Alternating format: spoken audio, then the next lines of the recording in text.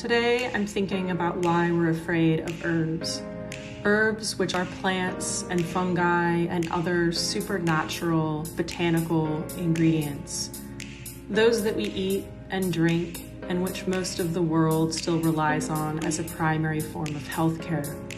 Food medicine, spices, plant-based prevention, nourishment, and pleasure.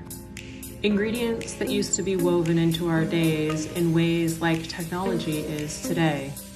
It's not unrelated, I think, that herbs now feel novel and a little frightening. It's similar, I think, to how living in our bodies can often feel.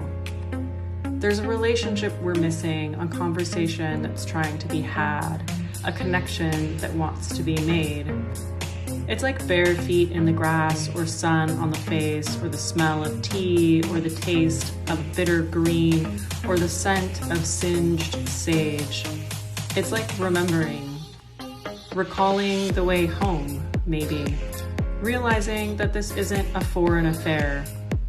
It's nature, and so are we.